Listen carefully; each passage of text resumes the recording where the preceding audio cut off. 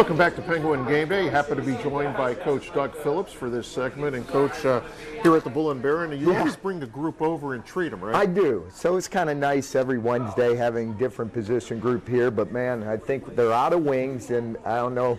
That bill's going to be really big. We're feeding the running backs and defensive tackles. Defensive tackles and running backs, and yeah, it's a big group with a lot of food on their table. Well, that's very complimentary of you, and I'm sure they enjoy it over there. Yeah, it's always great. They get excited when I announce, hey, what group's going to have dinner on Wednesday. Team bonding, how important is it? It's huge.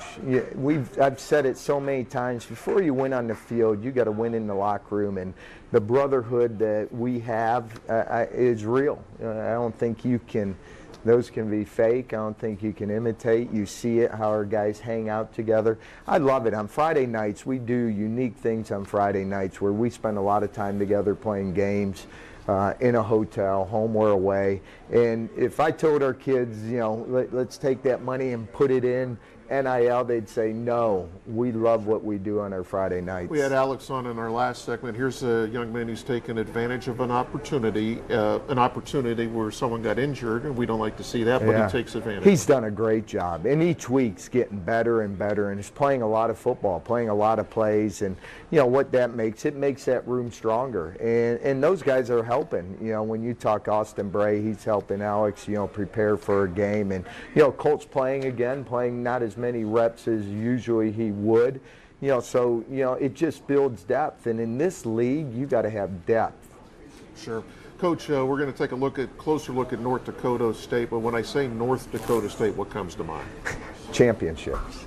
They're the IT program in the country. They've done a great job. They've been consistent for the last 14, 15 years, have won consecutive national titles. No matter who, they bring in new coaches, but the new coaches have been part of the program. They were part of the championships.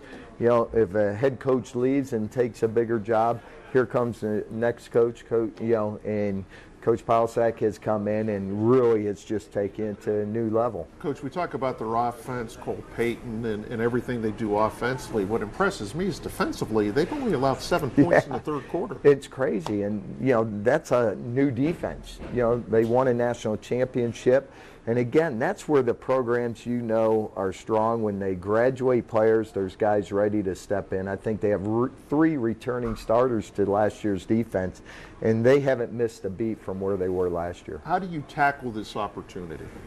Well, you got to focus you got to focus on yourselves. You got to focus on minimizing mistakes. I'll give you an example. I'm watching a game, and it's a tie game, minute 13 left in half. The opposing team is in the red zone. Next thing you know, they fumble.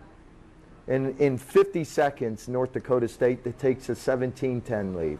They get the ball in the second half, big play, score. Now it's 24-10. You cannot beat yourself in football games when you're playing a team like North Dakota State. So you got to focus in on taking care of the football and minimizing those mistakes. And if you make a mistake, guess what? You can't flinch. You got to be ready to play the next play. We'll take a look at the Missouri Valley Conference schedule this week, but as you look at North Dakota State, they play in the Dome. They've won 16 straight at home.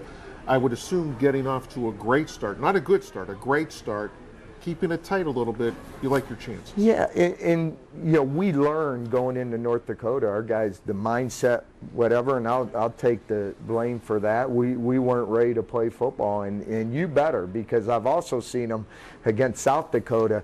If you don't go ready to play, it's a 35-0 game, and they had South Dakota down 35-0. Coach, in 2011, YSU was kind of in a similar situation, went up there and stunned North Dakota State. I think the final was 27-24. Hopefully you could do the same this week. That's the goal each and every week, to go 1-0, and what it would be to beat the #1 team in the country. Coach, we wish you the best of luck, safe travels out to Fargo, and we'll see you next week. Go Gwins. All right, we'll be back with more after this.